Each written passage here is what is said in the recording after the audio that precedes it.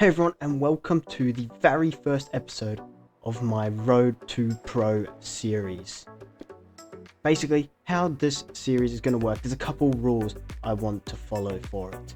And basically, I am going to be starting in the rookie series where I have opted for M2s because one, I love racing them and they're new. But now I'll have the 12-week season to earn 20 points, and the points will be allocated as such. P1 earning me 10, 2 dropping to 7, and then 3, 6, etc. with fastest lap earning me 1 extra as well. Now, once I've reached the 20 points, I will be promoted to D class. And then when I'm in D class, I earn 20 and I'm promoted to C class. So on, you get the gist of it. Pretty much this is going to be a career series, almost a simulation of a career. And as you can see, this is the schedule for our 12-week season. We are starting here at Oulton Park in the UK, and then we head to VAR, Oswestlieben, Navarra, Lime Rock, Winton, Lebanon, Okayama, Charlotte Motor, Laguna Seca, Summit Point, and finishing in northern Japan in Tsukuba. But now, I hope you guys do end up enjoying, and let's head to the grid, see the grid of the round 1 Oulton Park. As you can see, I put it on pole, but it is only by 0.03 seconds, so it's going to be tight for the win. Can I do it? Well, I guess you'll just have to watch to find out. Now, without further ado, let's head to the grid. So here we are. The lights are up and they're on, and we are about to get underway. We are starting on the outside in the pole position, and we get a very, very nice launch. Straight away pulling to the inside to get in front of Andras Kolami, who is going to be my main contender for this P1 and for the win. We get through T1 nice and clean, pulling away a little bit. As you can see, Suwanka is also on Kalami's tail, and they are going to be fighting here, maybe giving me an opportunity to pull away if possible. We carry the speed through that corner, but in the rearview mirror you can see Suwanka is gone. He is into the barrier, I'm pretty sure, and maybe that was contact with Kalami. I am not 100% sure, but that is one competitor less for me to worry about, so I am happy. But Andras Kalami is still 0.6 behind, and he is going to be there for a little while, so I'm going to have to keep my head cool and continue to put in some decent laps to make sure he doesn't catch up. I've got to make sure I don't make any silly errors. But now we continue through the lap onto the back straight, and we are cruising at the moment with a 0.7 gap to Kalami. Now here is a replay of what happened then on that opening lap to Suwanka. You can see through the corner, very, very light contact, maybe even netcode sends him wide, but kudos to him, he manages to keep it on or out of the wall, so he does very well in that regard. But now we're on to lap 2, and these cars are having an almighty scrap, but they have just concertinaed together and absolutely punted each other. All two of them having to take to the grass, and one going very, very deep. But as you can see there, the middle car is losing, or has lost his front bumper. But now we forget about them as we head to lap 3, and we are still in the lead, but Kalami is only 0.6 behind, so we are feeling the pressure now considerably, or a considerable amount of pressure is on us as we run it a little bit wide, but so does he. He doesn't seem to have that corner quite down packed as I usually do. That corner that one time was not great, but usually I have been pretty decent through there. As we head now into the final corner, Kalami is still 0.6 behind, and we're about to start lap 4. Are we going to be able to maintain this position for any longer, or is he going to get past us? We have just set our fastest lap, or the fastest lap, at 46.7, but is that going to be enough? We need to bring those lap times down if possible, and if we hope to win the race.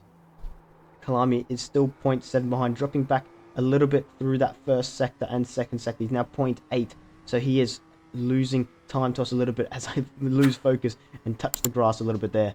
But now we head through the quick left-hander here, a little bit on brakes. Got to make sure you don't run wide and touch the grass, otherwise you are gone. But if you look in the rear view mirror, Kalami is still there, 0.7 now. He's gained a 10th through that corner, and we seriously have a fight on our hands. Even though we are not within close contact or close battles, we are going to have a mental battle here with Kalami still 0.6 behind. So it's all about, can I withstand the pressure and hold onto this P1 position as we run it wide once again through that quick corner there.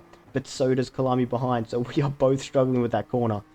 But we continue on now, and we are still holding onto our position. We have pulled a little bit more time out from Kalami now. We're 0.9 ahead, but we lose the rear end through that top corner there, and he's going to bring it back down to point 8. So this is all about how we maintain or handle the pressure, because he has the pressure of needing to overtake us, but we have the pressure of having to maintain our position, put in consistent laps, and keep Kalami behind. Ryan Wallace is not even in it. We is literally a 2-horse race here. Not a single other car has a chance at winning this unless we make a mistake. But if we keep going clean, it is just going to be between Kalami and myself, and who can put in the better laps, who can be more consistent and make less mistakes. Now we head through the quick left-hander once more. I missed the apex, almost running it wide onto the grass, but we brake nicely, maybe a little bit deep, but Kalami behind is still nice and tight, and we have actually gone a bit deep, so he's 0.8 behind now, but he's lost it. He's lost it on exit, and he is dropping like a fly back now.